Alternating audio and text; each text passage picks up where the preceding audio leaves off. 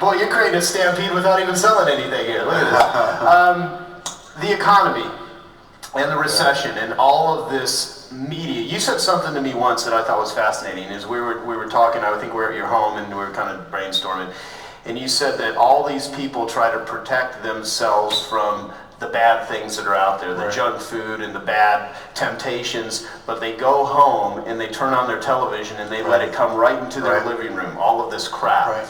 And you can turn on the TV right now, and if you take everything literally, you could be scared shitless about all the stuff that's on TV.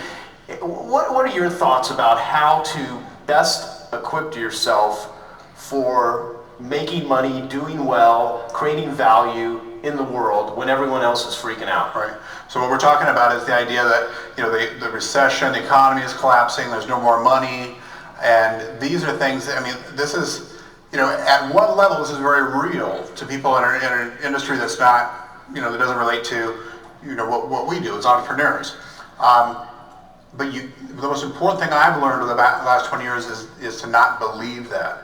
It's a part of the programming that comes at us, and if you didn't open your newspaper and read that, or if you didn't turn on the TV and just be inundated with this, as if our emotions and our confidence and our ability to make a change in our business and our health, it doesn't depend on what's coming through the newspaper or TV. So if we didn't open it, we'd continue to move forward with whatever plans and ideas we had and keep experiencing things that are independent of what's going on there. So as an entrepreneur, I always knew that even when markets fluctuate, even when consumer behavior fluctuates, that being an entrepreneur and not being stuck with the bureaucracy, I can reposition and shift and move in to be a value creator and be a business, offer business and products that are very much in demand all the time.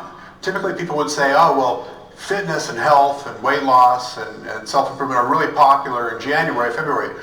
So that's when people go, that's the worst time to go into it actually, because there's so many people, so many amateurs trying to get in.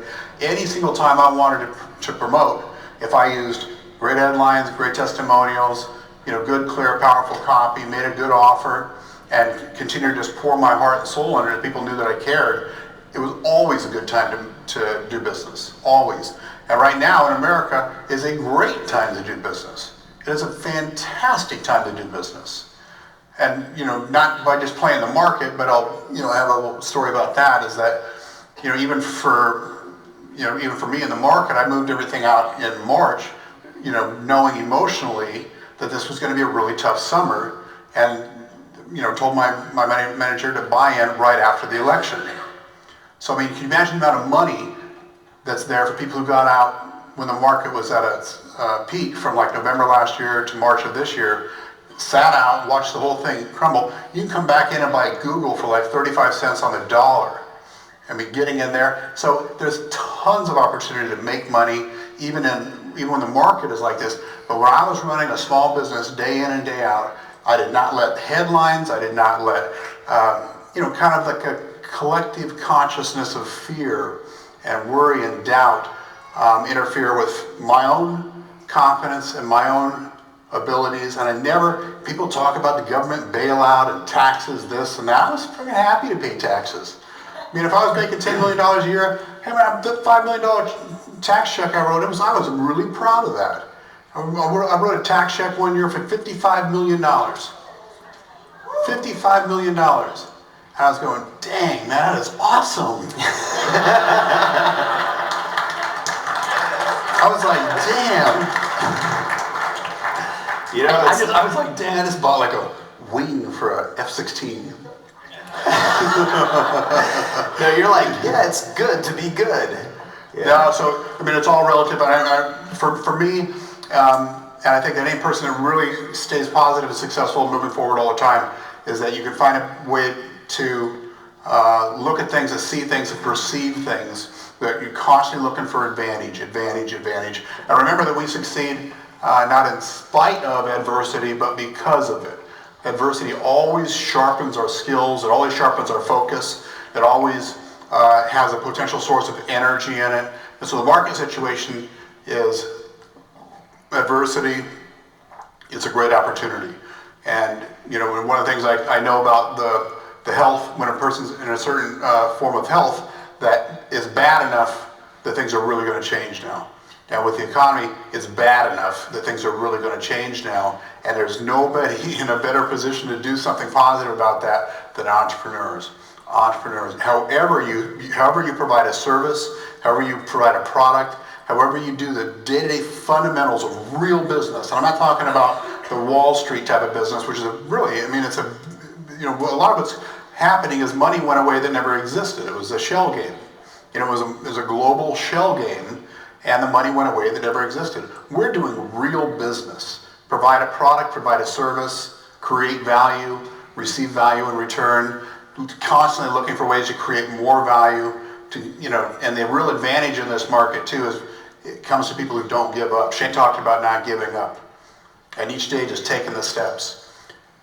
The real advantage is for people who don't give up and who say, well, I can succeed in spite of this. This doesn't necessarily affect, you know, anything that is working for me. The things that are working for you are going to work in any climate, And you guys are in a good business to continue to grow. But again, it's the mindset or the perception or the level of consciousness that you come at this stuff with, and don't be, you know, caught in the mainstream. If your thoughts are in the mainstream, you're going the wrong way. So release from that, and, you know, don't let your life be controlled by headlines, you know, news broadcast. It's something that it doesn't appear to be. And I did that, you know, even in times when there were times when the health market, oh, it's washed up, it's done, nobody wants to do that anymore. I just kept doing the same thing day after day. I'd meet a person like Shane, I'd meet a person, you know, like Tom, and just keep moving forward, helping people change, helping people improve their lives, helping people. And that always comes back to you. So even in this market, having this comes from doing this, and just keep doing, because a lot of people are going to stop and they're going to start looking for excuses. It takes one great reason to overcome 1,000 excuses. And one of the great reasons is just you made a commitment to be in this business. Keep moving forward, keep moving forward. There's a lot to learn about what Shane experienced and what we can all do to be successful in every aspect of our life. And Joe teaches it all the time. Action, action, action. Resilience, resilience. And his life is all about that too. Resilience and action. Even if it's sometimes psychotic for him. Yeah, we have a new psychotic marketing program we're going to be releasing. What's that pull-up video? What the hell were you doing on that? I thought it was just funny. It was more so like Joe Sugarman. That freaking guy annoys the hell out of me. 70 years old and doing... Yeah, I couldn't even do 2 of those. Well, you're running a marathon in 2 days, right? Yeah, we actually Shane and another transformer from this group are running a marathon with me on Sunday. Imagine that, from 340 pounds to running a marathon in 11 months, and it came out of this group. So these types of experiences, you know, kind of blow your mind. They just recalibrate what your beliefs are, and it's just fun. We're running with about 25 people from our group, transformation.com, and we're running to raise money for Make-A-Wish. So our shirts say, you know, running to grant a child's wish. Because we believe that when we commit our actions to a greater good, to something outside of ourselves, something greater, far greater than ourselves and our own concerns, that this gives us reason to continue on also, and gives us purpose, and it gives us energy. And I think it's a big part of being healthy and successful is to make that transformation from you know, self-centered and self-focused to doing things that, you know, aligning your goals with things that serve the greater good. Aligning your goals with certain things that serve the greater good. If there's one thing, again, that you can see out of the Wall Street catastrophe, is that there really was a selfish game. It really was about individuals creating wealth for the sake of having wealth. And when you create wealth and you create success for your family, to add value to your community, and even Joe and I talked about it so many times, is having a charity organization or cause, a church, a children's charity that some of your money might be earmarked for. It somehow allows us to tap into something greater than our own energy.